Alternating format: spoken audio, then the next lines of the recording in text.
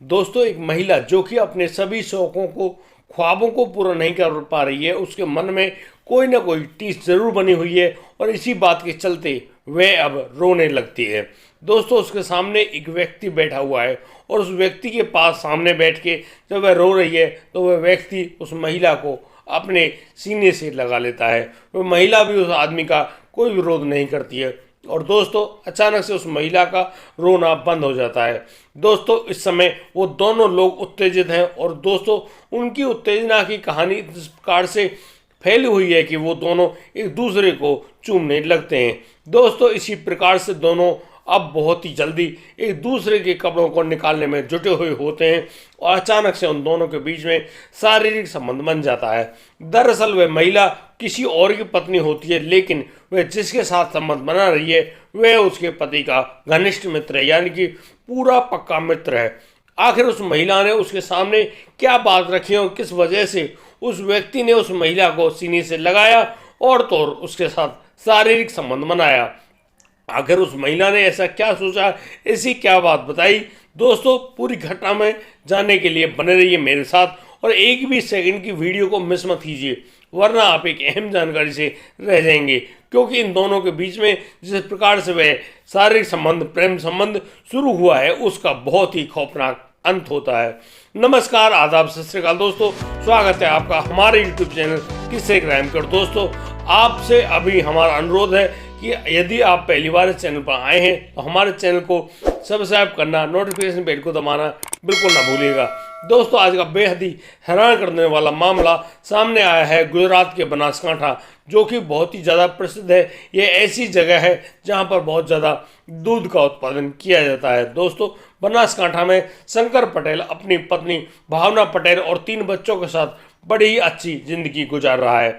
दोस्तों, ये जो शंकर पटेल है ये राजमिस्त्री का कार्य किया करता है और वहाँ से जो भी उसको मजदूरी मिला करती है बस उसी से अपने बच्चों, अपने पत्नी का भरण पोषण किया करता है। दोस्तों, वह जिस प्रकार से अपने बच्चों के बारे में अच्छा सोच रहा है उससे यही लगता है कि वाकई में वह एक आदर्श पति है। दोस्तों, लेकिन इसके इन क्रियाकलापों से एक व्यक्ति बहुत ज़्यादा दुखी होता है। वह और कोई नहीं, शंकर पटेल की पत्नी भावना पटेल होती है। भावना पटेल जो कि एक खुले आसमान में आज़ाद पंछी की तरह उड़ना चाहती है, वह अब बहुत ही ज़्यादा मायूस रहती है और न जाने वह अपने आप को खुश नहीं रख पाती है। वह बच्चों के साथ भी ज़्यादा मारपीट करती है और बहुत ही ज़्यादा परेशान होती है। दोस्तों, शंकर पटेल का एक अच्छा मित्र होता है, वह मित्र जिसका नाम शिवा है। शिवा जो कि प्रॉपर्टी डीलिंग का काम किया करता है और दोस्तों वह अच्छा खासा पैसा भी कमाता है। अक्सर वह शंकर पटेल के घर आ जाया करता है। ये दोनों बचपन के मित्र होते हैं और उनकी इन्हीं मित्रता को चलते हुए अब यहाँ पर सभी को पता है शंकर और शिवा एक ही लोग हैं, यानी कि इनकी कोई भी बात एक दूसरे से दूर नहीं है। बहुत ही अच्छे मित्र और इनकी इस मित्रता की दूर दूर तक चर्चाएं होती हैं। दोस्तों, शिवा जो कि शंकर के घर पर अक्सर आया करता था, एक दिन वह जब अपने मित्र शंकर के घर पे आया हुआ होता है, वहाँ पर शंकर पटेल मौजूद नहीं होता है। शंकर पटेल कहीं पर गया हुआ है, इतना बता दिया उसकी पत्नी भावना पटेल। भावना पटेल अपने पति के मित्र की अच्छा सा स्वागत करती है, उनके लिए चाय बनाकर लाती है और उनको चाय पिलाती है। दोस्तों, जब दोनों भावना पटेल और शिवा पटेल बैठकर चाय पी रहे होते हैं तभी अचानक भावना पटेल कुछ इस प्रकार की बातें करती है, बहुत ही ज़्यादा मायूस हो जाती है। उसकी आंखों से आंसू निकलने लगते हैं। वह कहती है कि ऐसी ज़िंदगी भी कोई ज़िंदगी है, इस तरह से जीकर मैं बहुत ही ज़्यादा परेशान हूँ। तुम अपने दोस्त को समझाते क्यों नहीं हो? तुम्हारा दोस्त मुझे कहीं पर ना घुमाता है, ना फिराता है, ना ही वह हर किसी भी प्रकार के कार्य को करता है। मैं उसके साथ शादी करके वाकई में बहुत ज़्यादा परेशान हूँ। आखिर तुम्हारा दोस्त समझता क्यों नहीं है? दोस्तों, अब शिवा कहता है कि भाभी ऐसा क्या हुआ आपके साथ जो तुम इतनी ज़्यादा नाराज परेशान हो? शंकर तो बहुत ही अच्छा लड़का है और वह तो कभी भी कोई गलत कार्य नहीं कर सकता। हमें तो उस पर गर्व होता है जब वह अपने सभी प्रकार के कार्य को करता है, तो हम लोग खुद सोचते हैं कि शंकर पटेल जैसा तो होना चाहिए। लेकिन यहाँ पर भावना बताती है कि नहीं, शंकर जैसा होना बहुत ही गलत है। ऐसा क्या हो जो शंकर पटेल हो ही ना पाए? तुम्हें क्या पता ये 3 बच्चे कैसे कैसे पैदा किए हैं मैंने। दोस्तों, इतना कहते हुए भावना बुरी तरह से रोने लगती है। अब भावना कहती है कि ऐसे व्यक्ति के साथ जीना शायद ही किसी को अच्छा लगे जो आपको रात को बिस्तर में खुश नहीं रख पाता हो। यानी कि वह रात को भावना पटेल को खुश नहीं रखता है और बहुत ही जल्दी अपना काम खत्म करके उसके पास से हट जाता है। इन बातों से भावना पटेल बहुत ही ज़्यादा परेशान है। इस प्रकार की बातों को सुनते हुए अब शिवा कहने लगता, अच्छा ऐसा है क्या, अरे हम करते हैं इंतजाम, कुछ ना कुछ तो इंतजाम ऐसा होगा जिससे तुम्हारी यह समस्या मिट जाएगी। लेकिन भावना पटेल एक बात और बताती है कि वह कहती है कि उसके हाथ में कोई फूटी कौड़ी तक नहीं होती है। जब उसके पास पैसे ही नहीं है तो वह क्या करेगी ऐसा जीवन जीकर। दोस्तों, इस बात को सुनकर अब जो शिवा है वह बहुत ही ज़्यादा दुखी सा महसूस करता है और फिर तुरंत अपने जेब से एक 10,000 रुपयों की गड्डी को निकालता है और उस गड्डी को भावना के हाथों में थमाते हुए कहता है कि ये लो भाभी और कर लो अपने सभी शौक पूरे। दोस्तों, जैसे ही भावना उन नोटों की गड्डी को देखती है वह अपने आप पर काबू नहीं रख पाती है और वह जल्दी से उठ खड़ी होती है और शिवा पटेल को चूमने लग जाती है। दोस्तों, शिवा पटेल भी अपने आप पर काबू नहीं रख पाता है और बस अब दोनों के बीच में बहुत ही ज़्यादा उत्तेजना बढ़ जाती है और फिर दोनों में शारीरिक संबंध बन जाता है। दोस्तों, जिस प्रकार से दोनों ने शारीरिक संबंध बनाया, बड़ी ही जोर शोर से एक दूसरे का साथ निभाया, उससे लग रहा था कि वाकई में वर्षों के प्यासे ये पक्षियों को आज पानी मिला है। दोस्तों, अब तो सिलसिला शुरू हो गया था शिवा पटेल और उनकी भाभी भावना पटेल के साथ बीच में शारीरिक संबंध बनने का। दोस्तों, अब तो जब भी इन लोगों को मौका मिलता ये लगातार शारीरिक संबंध बना रहे होते हैं और एक दूसरे को संतुष्ट कर रहे होते हैं।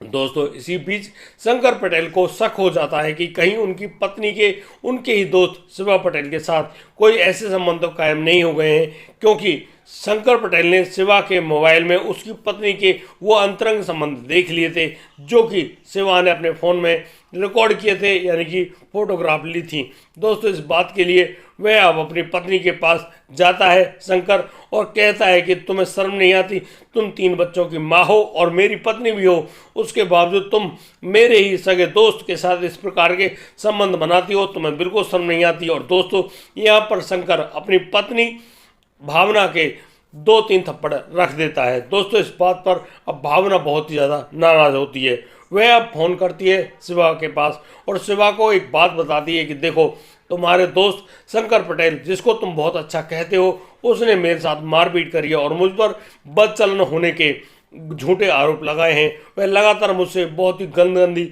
गालियाँ दे रहा है। मैं ऐसे माहौल में कैसे जिंदा रहूं। दोस्तों, यहाँ पर शिवा कहता है कि भावना, तुम मुझे खेतों पर मिलना। अब शिवा और भावना खेतों पर मिलते हैं, उनके बीच में फिर वही अंतरंग संबंध बनते हैं और वहाँ पर भावना अब शिवा से एक बात कहती है कि उसे शंकर पटेल से छुटकारा चाहिए। दोस्तों, शिवा पूछता है कि कैसे, तो यहाँ पर वो बताती है कि तुम्हारा दोस्त शंकर तुम पर बहुत ज़्यादा यकीन करता है और इसी यकीन के चलते तुम अपने दोस्त शंकर पटेल से कहना कि आज वे बैठ के पार्टी करने वाले हैं, आज उनकी बहुत अच्छी डील लगी है, बस फिर तुम ऐसे ऐसे काम कर देना। यहाँ पर वह अपनी साजिश तो बता देती है, लेकिन अब जो काम जो होना था उसका समय शुरू हो जाता है। अगले दिन शिवा शंकर के पास फ़ोन करता है और उससे कहता है कि आज कहीं भी जाने की ज़रूरत नहीं है, आज मैं अपने दोस्त को बहुत ही अच्छी पार्टी देने वाला हूँ। शिवा अपने साथ गाड़ी लेकर आता है और अपने मित्र शंकर को उसमें बिठाता है और शंकर को लेकर जाता है एक ऐसी जगह जहाँ पर वो दोनों लोग मिलकर शराब पीते हैं। दोस्तों, जो ही शराब बहुत ज़्यादा हो जाती है, पीने लगते हैं, तो अचानक से उस शंकर को मूर्छा सी आने लगती है। वह बिल्कुल बहुत ही ज़्यादा फेल हो जाता है और दोस्तों, इसी बात का फ़ायदा उठाकर अब शिवा जो है वह शिवा शंकर के गले को रस्सी की मदद से घोट देता है और दोस्तों, शंकर को वहीं गाड़ी में बिठा कर ही मार देता है। दोस्तों, उसके बाद वह उसकी लाश को एक नाले में गिरा देता है और नाले में गिराने के बाद वह अब हर तरह की टेंशन से मुक्त होना चाहता है। अब वह सीधा घर की तरफ चल देता है। दोस्तों, जब कुछ राहगीरों के चलते हुए देखने पर पता चला कि यहाँ पर एक व्यक्ति की लाश उस नाले में पड़ी हुई है। अब उस लाश को बाहर निकाला जाता है, पुलिस के पास फ़ोन किया जाता है। अब पुलिस उस लाश के बारे में शनाख्त करने के लिए जगह जगह पर उस लड़के के फ़ोटो खिंचवाकर भिजवाती है, लेकिन कहीं पर भी उस लड़के के बारे में कोई भी जानकारी नहीं मिलती है। दोस्तों, पुलिस इस बात को जानकर बहुत ही ज़्यादा हैरान है कि कहीं भी किसी भी थाने में इस लड़के की गुमशुदगी की कोई रिपोर्ट दर्ज नहीं है। पुलिस बहुत ही ज़्यादा इसको ब्लाइंड मर्डर समझ रही थी और आखिर यह ब्लाइंड मर्डर ही था जब किसी के बारे में किसी को भी कोई जानकारी नहीं होती है। दोस्तों अब पुलिस सीसीटीवी कैमरों का सहारा लेती है और जगह जगह जो कैमरे लगे हुए हैं उन कैमरों से तलाश कर रही होती है कि जिस दिन वह लाश मिली थी उसके 1-2 दिन आगे पीछे कोई गाड़ी यहाँ पर आती है या नहीं आती है। दोस्तों यहाँ पुलिस को एक गाड़ी का पता चलता है, वह गाड़ी होती है बोलेरो, और बोलेरो गाड़ी यहाँ पर आती है। काफ़ी लंबे समय बाद रुक कर वह यहाँ से जाती है। पुलिस अब उस गाड़ी के नंबर के बारे में पता करने बैठ जाती है। दोस्तों पुलिस को जानकारी मिलती है कि जो गाड़ी है यह शिवा पटेल नाम के एक व्यक्ति के नाम रजिस्टर्ड है। दोस्तों अब शिवा पटेल के पास पहुंचा जाता है उसके एड्रेस पर और उसके फ़ोन नंबर की डिटेल ली जाती है। दोस्तों उसके नंबर पर एक और नंबर की खास ज़्यादा बातचीत होती है जिन पर घंटों घंटों दोनों बात किया करते हैं। यहाँ पर शिवा पटेल वह बताता है कि नंबर उसकी गर्लफ्रेंड भावना पटेल का है। दोस्तों जब उस नंबर से जानकारी मिलती है तो पता चलता है कि यह नंबर तो भावना पटेल का, जो कि शंकर पटेल उस मृतक की पत्नी है। दोस्तों अब पुलिस धीरे धीरे अपने राज खोलने लगती है और दोस्तों पुलिस पहुंच जाती है शिवा को गिरफ्तार करते हुए सीधी भावना पटेल के पास। और अब भावना पटेल को जब गिरफ्तार किया जाता है तो फिर जब पुलिस की सख्ती से पूछताछ की जाती है तब जाकर भावना पटेल सारे पत्ते खोलती है और ये ऐसे पत्ते होते हैं जिसमें वह खुद स्वीकार करती है कि उसने ही अपने पति की किस प्रकार से दर्दनाक हत्या करवा दी, वह भी अपने उस आशिक के चलते जिसका नाम शिवा पटेल था। आखिर शिवा पटेल ने अपने उस सगे मित्र की हत्या इसलिए कर दी ताकि वह उसकी पत्नी भावना पटेल को पा सके। पुलिस ने उन सबको गिरफ्तार करते हुए अब जेल के अंदर भेज दिया गया है और अब वो दोनों कभी भी एक दूसरे से नहीं मिल पाएंगे। दोस्तों किस प्रकार से इन अवैध संबंधों के चलते ना जाने कितने ही परिवारों के साथ इतना बुरा कृत्य हो चुका है। बहुत से लोगों की तो खबरें छप जाती हैं, अखबारों में आ जाती हैं, उन पर वीडियो तक बन जाती है, लेकिन बहुत सारी ऐसी खबरें हैं जिनके बारे में कभी भी किसी को कोई भी जानकारी नहीं मिल पाती है और वो सब लोग इन्हीं अवैध संबंधों की भेंट चढ़ जाते हैं, जो कि दोस्तों बहुत ही गलत है। दोस्तों हमारा ऐसा कोई मकसद नहीं है इन घटनाओं को सुनाकर आप लोगों को कष्ट पहुंचाएं या फिर आपको परेशान करें।